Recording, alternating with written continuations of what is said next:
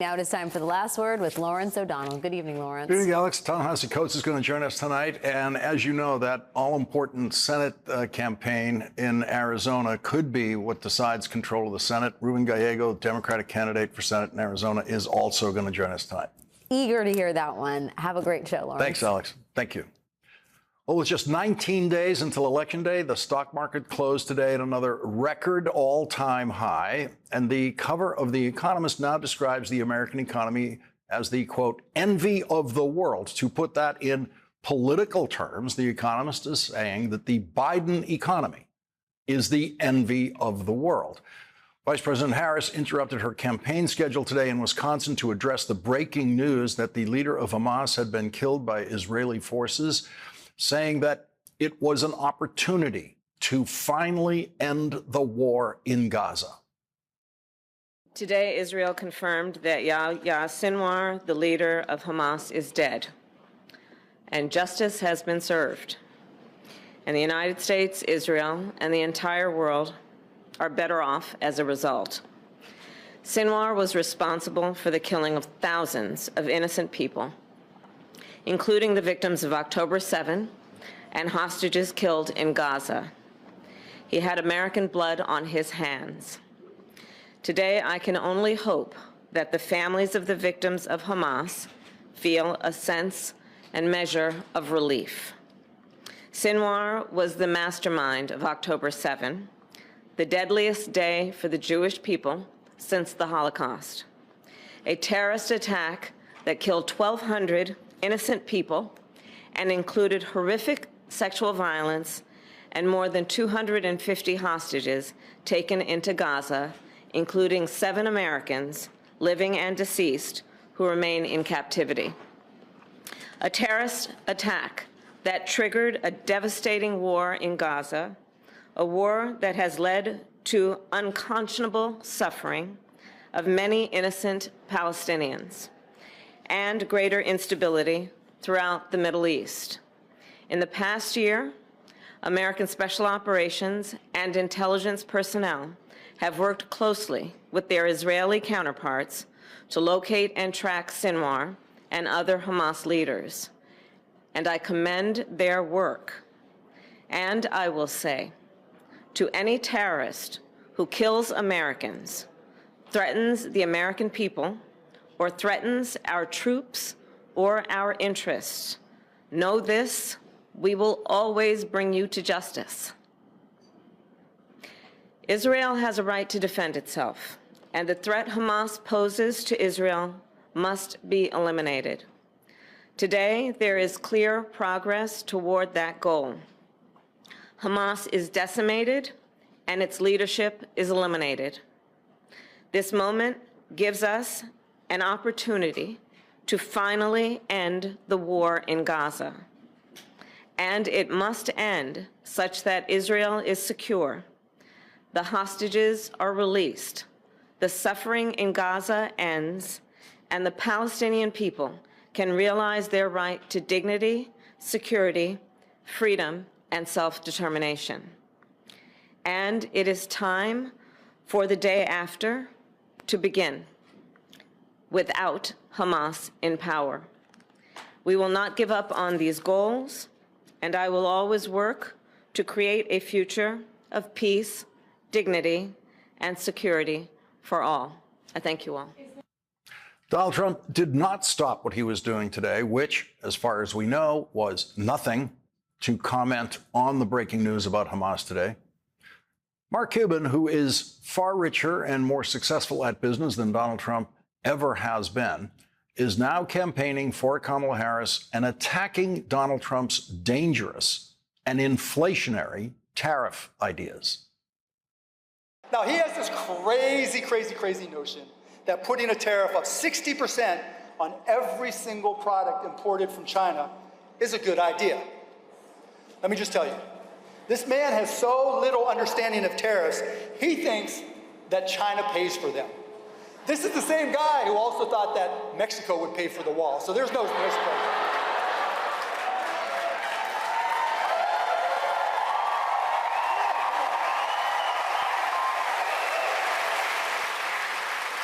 The Can Mexico pay for that wall? Hell, no, you said it wrong. Hell no. That's what I'm talking about. You know, we all know that across-the-board tariffs are a tax on everybody. All the major economists have said so. Kamala has talked about it over and over again. Last night, Donald Trump failed miserably in a Univision town hall when Ramiro Gonzalez gave him a chance to win back his vote. I want to give you the opportunity to try to win back my vote. Okay. Your, let's say, action and maybe inaction during your presidency and the last few years sort of, was a little disturbing to me. What happened during January 6th and the fact that, you waited so long to take action while your supporters were attacking the Capitol. Coronavirus, I thought the public was misled during coronavirus, and that many more lives could have been saved if we would have been informed better. And also people in your administration who don't support you. I'm curious how people so close to you and your administration no longer want to support you, so why would I want to support you? If you would answer these questions for me, I would really appreciate it and give you the opportunity. There's, your own vice president doesn't want to support you now. Thank you, Ramiro. So the people that don't support, a very small portion, we have a tremendous, about 97% of the people in the administration support me. But because it's me, somebody doesn't support, they get a little publicity. The vice president, I disagree with him on what he did. I totally disagreed with him on what he did. Very importantly, you had hundreds of thousands of people come to Washington. They didn't come because of me. They came because of the election. They thought the election was a rigged election, and that's why they came. Some of those people went down to the Capitol. I said peacefully and patriotically, nothing done wrong at all, nothing done wrong. And action was taken, strong action. Ashley Babbitt was killed. Nobody was killed. There were no guns down there. We didn't have guns. The others had guns, but we didn't have guns. The others had guns, but we didn't have guns. The others were the police officers who bravely defended the lives of Donald Trump's vice president and Speaker Nancy Pelosi and every member of Congress on January 6th. To Donald Trump, those police officers were the others, meaning he was not on the side of the police officers. The others had guns, but we didn't have guns. We didn't have guns. That's Donald Trump, including himself, in the thousands of insurrectionists who attacked the Capitol. That's Donald Trump linking himself directly to their actions. That statement will be used against Donald Trump in court by Special Prosecutor Jack Smith, who has accused Donald Trump of criminal participation with that mob by urging them to do what they did on January 6th. Jack Smith's case got one word easier today by the stupidest criminal defendant Jack Smith has ever had to prosecute it, by him saying, we didn't have guns. Today in federal court in Washington, D.C., Judge Tanya Chutkan issued a ruling saying that Jack Smith can reveal even more of the prosecution's information against Donald Trump in the criminal case that charges Donald Trump with conspiracy against the United States of America to overthrow the presidential election leading up to and on January 6th. And a case that became a bit easier today for Jack Smith to prosecute thanks to Donald Trump's rank stupidity saying we didn't have guns. The others had guns, but we didn't have guns. After listening to Donald Trump's rambling answer to his question, including Donald Trump firmly putting himself on the side of the attackers of the Capitol against the police officers defending the Capitol, Ramiro Gonzalez said Donald Trump did not win his vote with that answer. Here's what Kamala Harris said about that today in Wisconsin. I'm campaigning for every vote because I want and intend to be a president for all Americans.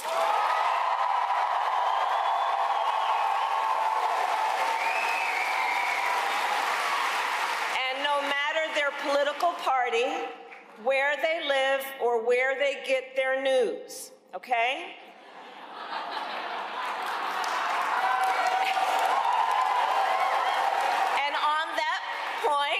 last night, you may have seen I went on Fox News.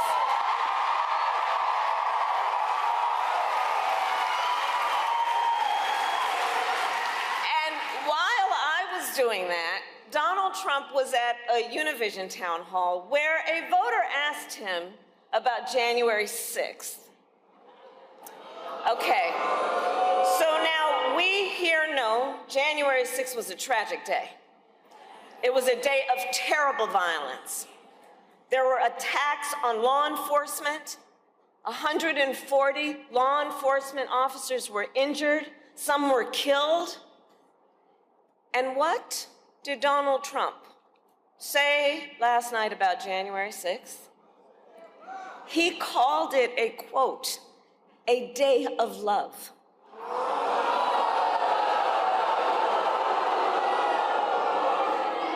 But it points out something that everyone here knows. The American people are exhausted with his gaslighting. Exhausted with his gaslighting. Enough! We are ready to turn the page. Turn the page.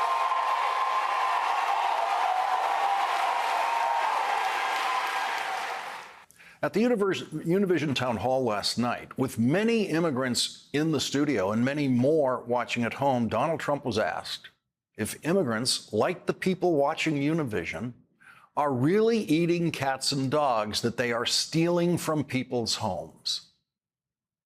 I was just saying what was reported, that's been reported, and eating other things, too, that they're not supposed to be. But this is, all I do is report. I have not, I was there, I'm going to be there, and we're going to take a look, and I'll give you a full report. Everything about that is a lie, of course, including the full report that will never come. This is what Donald Trump actually said about eating cats and dogs. They're eating the dogs, the people that came in. They're eating the cats. They're eating the pets of the people that live there. Most voters in Springfield, Ohio, the place Donald Trump is lying about, voted for Donald Trump. 61%. It's a Republican town. And not one of the thousands of Trump voters in Springfield, Ohio, has come forward to try to help Donald Trump push his lie about Springfield, Ohio. Not one, which is worth keeping in mind for those of you who might worry about what disappointed Trump voters might do on Election Day or Election Night or at any point that they think Donald Trump has not won the election. I, for one, think that they will do exactly what they did last time Donald Trump lost the election, when it was called by the networks on Saturday, November 7th. Nothing. There was literally dancing in the streets in America, in Democratic cities, and there was the same quiet silence from the losing side of the presidential election that we have always seen. That's what actually happened the day Donald Trump officially lost. Yes, a very tiny percentage of Trump supporters decided to get violent in Washington, D.C. 2 months later on January 6th. But most of the people who attended Donald Trump's rally that day in Washington actually refused to go to the Capitol for him. And most of the people who actually went to the Capitol refused to go inside the Capitol and do battle for Donald Trump. And most of the people who did go inside the Capitol have been arrested and convicted for their crimes or are awaiting trial for their crimes. And since then, Donald Trump has begged his supporters to come to the courthouses where he is a criminal defendant and protest for him, and they have steadfastly refused. And that is why the actual evidence before us tonight very strongly suggests that we will once again see no violence on Election Day or in the week after Election Day, and that January 6th will very likely be another calm day in Washington, as it always has been prior to the last time. Donald Trump was asked a question at the Univision Town Hall by a farm worker speaking to him in Spanish. The farm worker, Jorge Velasquez, proved that he understands much more about the price of food in this country than Donald Trump does. Buenas noches, señor presidente Trump. He trabajado toda mi vida con estas manos, agachado por horas, piscando fresa, cortando brócoli. Good evening, President Trump. For many years, I have worked with these hands, hunched over, picking strawberries and cutting broccoli. Este duro trabajo es realizado en su mayoría por gente indocumentada. This tough job is mainly done by undocumented people. Si usted deporta a esta gente, ¿quién haría ese trabajo y qué precio pagaríamos por la comida? If you deport these people, who would do that job and what price would we pay for food? Please. Finished, yes? Yes. So the problem we have is we had people coming in under my administration, and they were coming in legally. They were coming in through a system that we had, which was great, because I'm the best thing that ever happened to farmers. Needless to say, Donald Trump did not answer the question, didn't come close. There is absolutely no evidence that Donald Trump understands that if the food supply decreases because it cannot be harvested, the price of food will go up. That's called supply and demand in economics, and Jorge Velasquez understands that. That's why he asked the question that stumped Donald Trump. New York Governor Al Smith became the first Catholic nominee for president when he ran in 1928 and lost to Republican Herbert Hoover. Al Smith has always been remembered in our politics for that one simple biographical fact. He was a Catholic, the first Catholic major party presidential nominee. And that's why the huge annual banquet for Catholic charities in New York City is called the Al Smith Dinner. By tradition, every 4 years, the Democrat and Republican nominee for president are invited to the Al Smith Dinner, where they are expected to make lighthearted comments, which have in the past included some great jokes, making them the funniest speeches of the campaign, like when John McCain appeared at the dinner with Barack Obama. Tonight, Donald Trump, who does not know how to be funny, attended the dinner, was not funny, stood up there as the first convicted felon to speak to the Al Smith Dinner in its history, stood up there defiling the memory of Al Smith, who grew up on the Lower East Side of Manhattan in an immigrant neighborhood. Al Smith's constituents were immigrants. He got into government to help immigrants. Al Smith didn't make it through high school because his father died, and Al Smith had to do the work to provide for his family. Al Smith would hate everything about Donald Trump. Kamala Harris couldn't attend the dinner, and she sent a video message that included a comedy bit with Molly Shannon doing one of her old SNL characters. Is there anything that you think that maybe I shouldn't bring up tonight? Well, don't lie. Thou shalt not bear false witness to thy neighbor. Indeed, especially thy neighbor's election results. Just so you know, there will be a fact checker there tonight. Oh, that's great. Who? Jesus. And maybe don't say anything negative about Catholics. I would never do that, no matter where I was. That would be like criticizing Detroit in Detroit. Does it bother you that Trump guy insults you all the time? Because it really bothers my friends and me. Oh, Mary Catherine, it's very important to always remember you should never let anyone tell you who you are. You tell them who you are.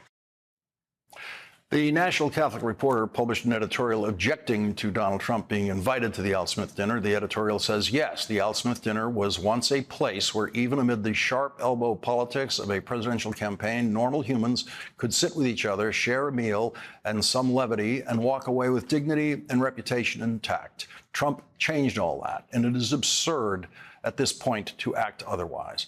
The real scandal is that the good Catholic cardinal of the great city of New York would not have the courage to say this year that the current Republican candidate is a walking example of so much the Catholic Church finds repugnant in today's politics that he would suspend the normal invitations. The real outrage is that Trump, given the public nature and extent of his repulsive record, should be invited to a fundraiser for an organization, Catholic Charities, that has long worked in the trenches to save and transform lives on society's farthest margins. It is tragic that a guest of honor this year will be someone whose personal example and policy wishes are in a collision course with the principles of Catholic social teaching. In addressing the editorial directly to Cardinal Dolan, the last line is, "We are disappointed you didn't have the courage to stand up to Trump, a looming threat to the democratic ideals that allow the church to host such a high-profile public gathering." Here is how the vice president closed her remarks to the Al Smith dinner tonight. Your Eminence and distinguished guests, the Al Smith dinner provides a rare opportunity to set aside partisanship and come together to do some good by supporting the tremendous charitable work of the Catholic Church. The Church cares for the sick and feeds the hungry, supports families with housing and education, and in times of disaster provides not only essential supplies, but also, and so importantly, a sense of hope. The Gospel of Luke tells us that faith has the power to shine a light on those living in darkness and to guide our feet in the path of peace. In the spirit of tonight's dinner, let us recommit to reaching across divides to seek understanding and common ground. And in honor of the great Al Smith, let us fight to build a better future with faith in God, our country, and in each other. Thank you. May God bless you, and may God bless the United States of America. Coming up, Arizona is a must-win state for the Democrats to keep control of the Senate. Arizona Senate candidate Ruben Gallego joins us next.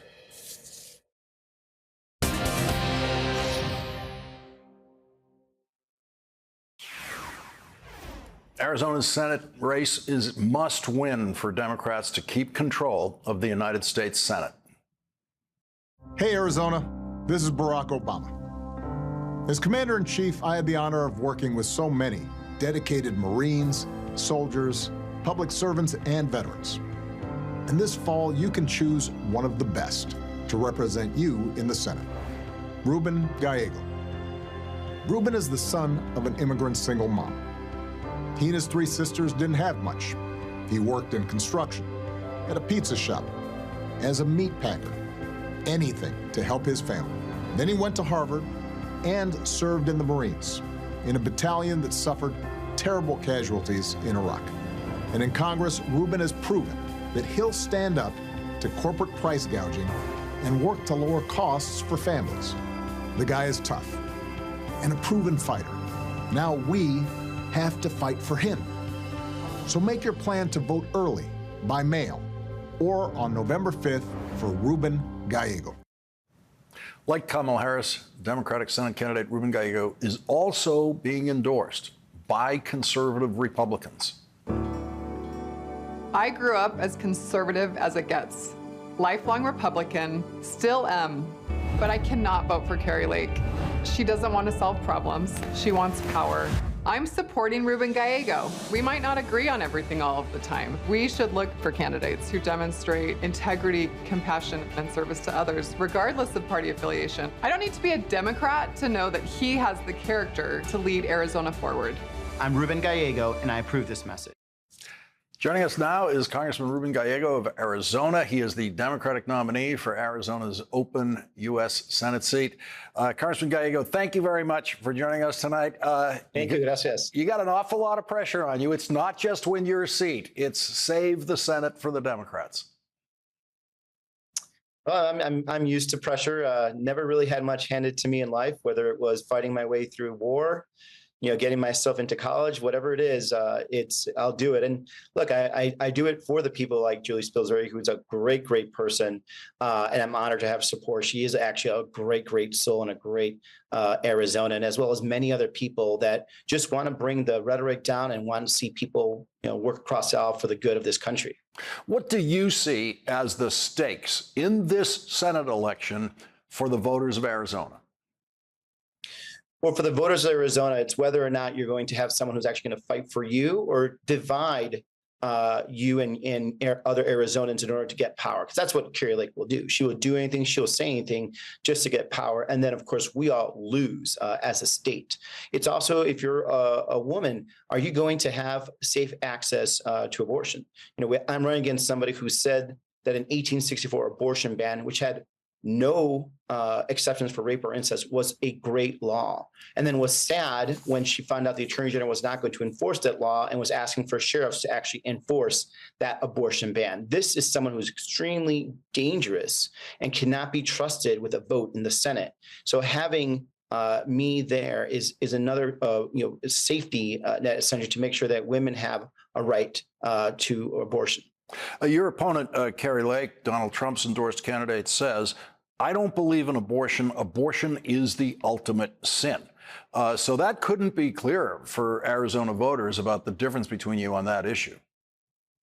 Well, you know what? We have to keep on communicating to make sure people do understand that, because she has tried to lie and change her position so many times that we don't actually really track it. So for those that want to know more about her, please go to GallegoForArizona.com, or, to support us, or to get the message out about her, please go to GallegoForArizona.com, because we really need to continue to inform people about how dangerous she is when it comes to abortion rights. She will be for an outright abortion ban. What is the closing issue for your campaign in the final days? Well, we're going to continue talking about the freedoms that are at threat. Number one, the freedom, again, for women to control their bodies. Number two, our actual opportunity at freedom when it comes to be able to have jobs that actually create, a living situation where you can actually pay the rent. You can continue to live the American dream. We also talk about the fact that we need to make sure that we're preserving democracy. One of the reasons why we've been very successful, I think, in getting a lot of Republicans to cross over and support us is because they understand at the core that I still believe what I did at the age of 20, which is to, held up my right hand and swore to protect the Constitution of the United States. And they understand that there is a severe threat from people like Kari Lake, who are current election deniers, who will deny the 2020 election, the 2022 election, like will actually deny the 2024 election, only to get them more power. They will divide us Americans in order for them to get more power and use it for themselves. So that's our closing message, that we're here to fight for Arizona families. They're there to fight for themselves so they can end up profiting for themselves and not for your family in Arizona. Arizona Senate candidate Ruben Gallego, thank you very much for joining us tonight. Thank you. Thank you. Coming up, Ta-Nehisi Coates' new book, The Message, is written as a letter to his writing students, and it is full of invaluable lessons about writing and the world, and it includes discoveries that he made about how his previous books are being read around the world in some places that surprised him. Ta-Nehisi Coates joins us next.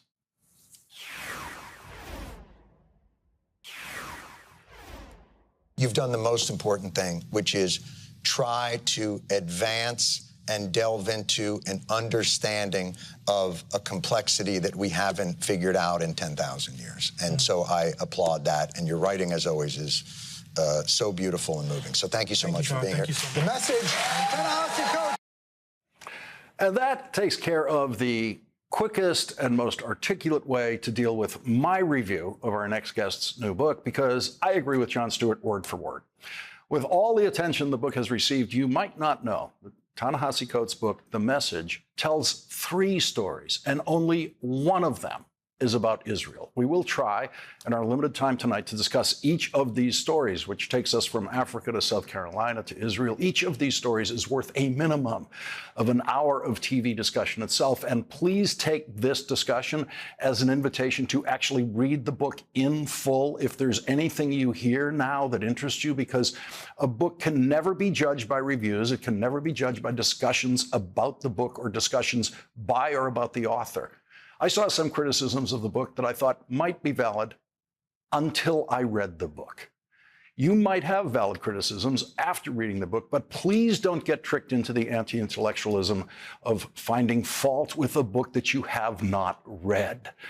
I've been to each of the 3 places described in this book, and my understanding of those places has been deepened, enhanced by what Ta-Nehisi Coates sees and feels there. The book begins with Africa. Years ago, after what I think was my 7th trip to Africa, I wrote, "Africa grabs your heart as soon as you get off the plane and doesn't give it back at the airport when you leave." That's not just my experience. That's what I've heard from every American who makes a first trip to Africa. This is some of what Ta-Nehisi Coates saw and felt on his first day in Africa on the Atlantic coast of Senegal from the audiobook. For the first of many times in my trip, I looked out on the Atlantic Ocean, now mere feet away. From my table, I could see the waves breaking gently against the beach. A memory from the other side now washed over me. I am 10 with my mother in Berlin, Maryland, at the far end of the state's eastern shore. On this trip, we are staying with my Aunt Toppy and my Uncle Melvin. We visit cousins and other aunts and uncles, all of whom seem to live along the same small country road. Then we drive to the ocean, and I take a blue and yellow inflatable raft and wade out into the breakers, away from America. And now, decades later, here I am, staring back from the other side. Joining us now is Ta-Nehisi Coates, author of the New York Times bestseller, The Message. Thank you so much for joining us tonight. I really want to begin concentrating on this first part of the book because it is such an important story. I've heard a version of it, always less eloquent and less brilliantly put by every American I know who first sets foot in Africa. I think that's because the history of slavery weighs so much, and because our perceptions of Africa or some of the myths of Africa justify and inform that system. I don't know that there is another place in the world that you can go that has that kind of narrative weight and that much stuff that you have to sift through to see what is actually there. And for African Americans themselves, this is doubly so. Because in our hearts, we carry the weight of that mythology. We carry the weight of all of those negative things, those negative ideas. You were taken from the wilds of Africa where you were nothing, did nothing, and you should be lucky to be here. And to go back and to try to see the place as a place where human beings live, where human beings, do things and normal human things, and at the same time, at the place where we were born, the site of our death in some sense, and creation as in another sense. Imagine you're passing through JFK and you meet some African Americans who are on their way to Africa for the very first time. And because this is TV, that's why I've created it like this. You only have a minute. They want your advice about what they're going to experience when they get there. Oh, man. Try not to see the ghosts. Try to look past the ghosts and see the people. And I will say that was one of my And by failings. the ghosts, as the book explains. Your ancestors, everything that you left. That was the hardest thing, and that's kind of what that excerpt was about. It was the fact that I felt like I was making a pilgrimage to the grave of like some great uncle who was like really important to my family. And as I said, say in the book, one of the failings of the trip was it wasn't actually until the end that I could begin to see the people in Dakar, in Senegal, as people in and of themselves and not just artifacts of my memory. Let's go back across the ocean, because that's what the book does. It crosses up to the ocean to one of those states where slaves were brought to South Carolina, where you go to South Carolina because one of your books has been banned at a school in South Carolina. And you write about what you think that's all about. Let's listen to this. I thought how it all works not simply to misinform, but to miseducate. Not just to assure the right answers are memorized, but that the wrong questions are never asked. And I thought about myself back in Baltimore and what I was being trained for. I was saved by the books in my house, by the implicit message that learning does not belong exclusively in schools. Who would I be left to the devices of those who seek to shrink education, to make it orderly and pliable? I don't know. but I know what I would not be: a writer. You make the point a couple of lines down that your view of all these Confederate monuments and this attempt to limit white students in South Carolina from being exposed to anything about slavery or any of your kinds of writing is as not so much or as much as glorifying the past that it might be, it's to rob people of their future. Yeah, and I don't think it's an accident. And I've had a lot of time to think about this. There's so much weight that's fell upon books. Books are dangerous because people's children take them into their room and they have their own relationship to them. Yeah. You know, one that the parents can't, interfere in because it begins with your imagination interfacing with the words. And you have this unique relationship with the book. It's this private space. And so it's very powerful. You know, some author from way up here in New York City can write something and, you know what I mean? And your child, you know what I mean, can interface with that and have their own, sort of relationship, lessons, morals, etc. My parents thought that was beautiful. My parents were not afraid of that. I was raised in a household where with the idea that, you would have your own imaginative space was a beautiful thing. But if you are somebody who is interested in hierarchy, if you are somebody who is interested in organizing the world in the way that it was organized when you were a child, I understand why that could be dangerous. We are going to squeeze in a break and get to more of what's in Ta-Nehisi Coates' new book. We'll be right back.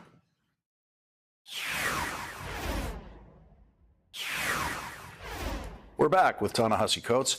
In the Israel section of your book, some of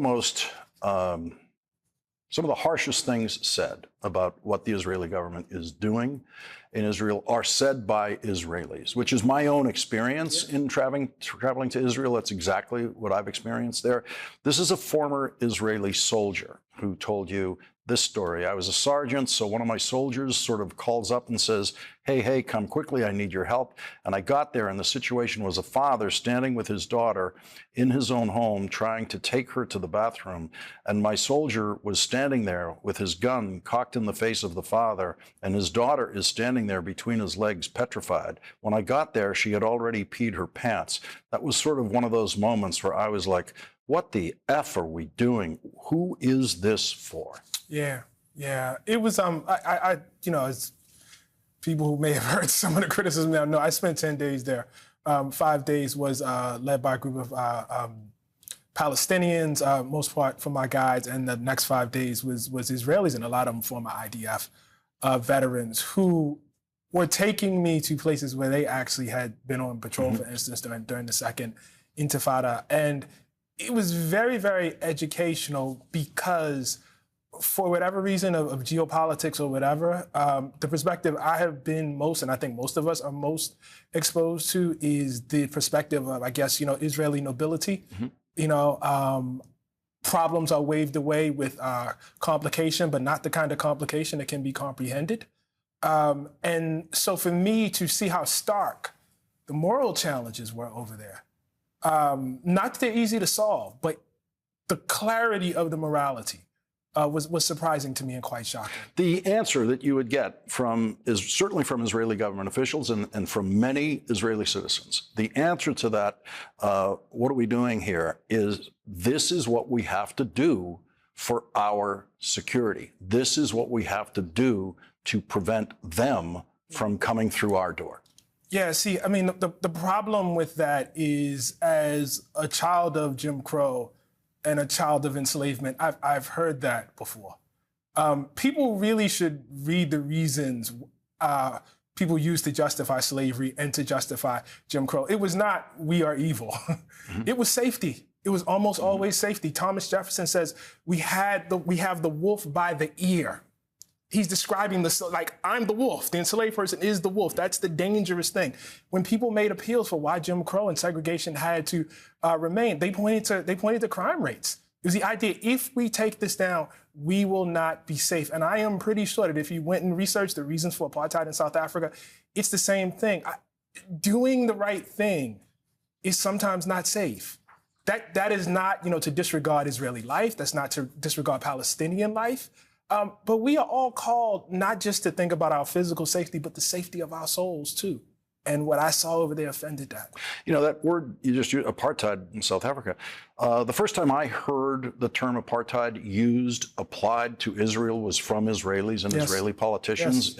You have in your book Ehud Barak, who was then serving in Netanyahu's defense minister, said, as long as this territory west of the Jordan River, there is only one political entity called Israel, it is going to be either non-Jewish or non-democratic. If this block of millions of Palestinians cannot vote, that will be an apartheid state. And I have to tell you, when I was working in the United States Senate in the 1990s, there were senators who were privately saying this to the Israeli government. And there were many Israeli government officials who were worried about making sure we steer away from an apartheid state. Yeah, and we're in one now. As you just read, this is a former prime minister. You could add to that Ehud Olmert, former prime minister. You can add the reports of multiple human rights organizations, from Amnesty International to Al-Haq to B'Tselem, and the testimony of the people I talked to over there. I've heard one of the criticisms being, well, Ta-Nehisi, you only spent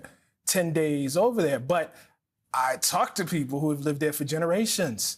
You know what I mean? And the word that came up constantly was apartheid. And so I was a little puzzled when I returned about why there was so much debate over this. There seems to be broad agreement, across that is actually what is happening. I haven't heard you say that this is the only thing anyone should read about Israel. It's absolutely not the only thing anyone should read about Israel. I want to have this book interact with Bob Woodward's book. Bob was here Monday night, and there's a passage in there that's very strong. It's very emotional. It's someone speaking to President Biden from a member of the War Cabinet when he was in Israel, and he said that his basic message was to the president that Jews didn't come to Israel to hide.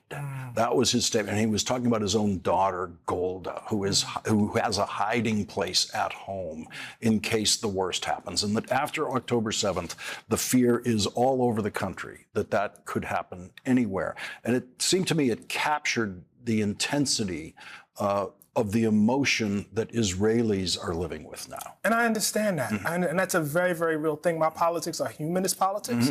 They're not to disregard the life, liberty, and pursuit of happiness of any human being, be they Israeli or be they Palestinian. And so I just, I know this is not popular to say, but I am forced to say that as concerned as we should be about the legacy of October 7th and the victims of October 7th, we have to be concerned about the legacy of October 5th, October 4th, October 1st, and what Gaza was before, and our contribution to making Gaza that way.